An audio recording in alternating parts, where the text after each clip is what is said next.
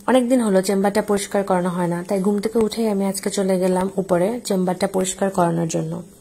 আসসালামু আলাইকুম, কেমন আছেন সবাই? আশা করছি ভালো আছেন। যে যেখান থেকে আছেন সুস্থ আছেন, আল্লাহর রহমতে। আজকে শুক্রবার, জুম্মার দিন, বন্ধের দিন। তো শুক্রবার মানে ছুটির দিন, মজার রান্না। তো আজকের দুপুরের আয়োজনে ছিল চিকেন। তো আমি চিকেনটা সবসময় হলুদে মেখে তারপর তেলে ভেজে লালচে করে একটু লাল লাল রং যখন হয়ে আসে ভাজা ভাজা করার পর তারপর আমি এটাকে মশলা দিয়ে কষে তারপর ভুনা করি। তো দেখতে পাচ্ছেন আমি চিকেনটাকে লাল লাল করে একটু ভেজে নিয়েছি। ভেজে নিয়ে তারপর আমি চিকেনটাকে বাটিতে উঠে রাখবো। সাথে আমি আলুগুলোও ভেজে নিয়েছি লাল লাল করে, এতে করে একটুখানি টেস্টি বেশি হয়। তারপর আমি বাটিতে উঠে রাখার পর আমি একটা কড়াইতে পেঁয়াজ, মরিচ, টমেটো দিয়ে তারপর মশলা দিয়ে কষিয়ে নিয়েছি। কষিয়ে নেওয়ার পর তারপর আমি চিকেনটা দিয়ে দিয়েছি।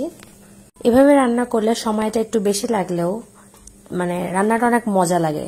সবসময় হয়তোবা সময়ের কারণে আমি এভাবে রান্না করি না, কিন্তু বড় যখন মুরগি হয়, আজকের মুরগি একটু বড় ছিল, একটু তেল বেশি ছিল, তো সেক্ষেত্রে আমি এভাবে রান্না করি বড় মুরগি হলে, কারণ একটু গন্ধটা আমার কাছে মনে হয় যে লাগে না। মাংসটা হতে হতে আমি পোলাওটাও এদিকে অন্য চুলায় বসিয়ে দিয়েছি। পোলাওটা মূলত সবাই একই স্টাইলেই রান্না করে কম বেশি, তো এখানে দেখানোর কিছু নেই, স্পেসিফিক ভাবে বলারও কিছু নেই।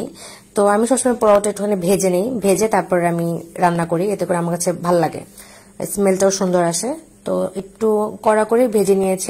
আজকে পোলার চালটাও অন্যরকম, অন্য ব্র্যান্ডে নিয়ে এসেছে। আমরা সবসময় চাষি চাল খাই, তো আজকেটা ভালো ছিল, ঝরঝরা ছিল, মজা ছিল। আমি পরে লাস্টের দিকে দেখিয়ে দিব যে আমি কোন পোলার চালটা ইউজ করেছি।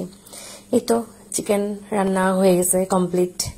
মাশাআল্লাহ, দেখতে সুন্দর লাগছে, মজাও হয়েছে অনেক বেশি, দারুণ, সবাই অনেক পছন্দ করেছে।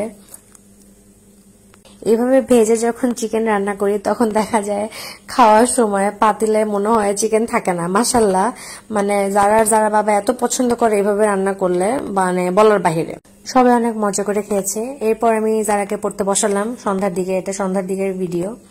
তো জানামণিকে পড়তে বসানোটা অনেক কষ্টের একটা বিষয় আমার জন্য। ছোট থেকে আমি ওকে কোনো টিচার দিইনি, আমি নিজে থেকে পড়াই, কোনো কোচিংয়ে দিইনি।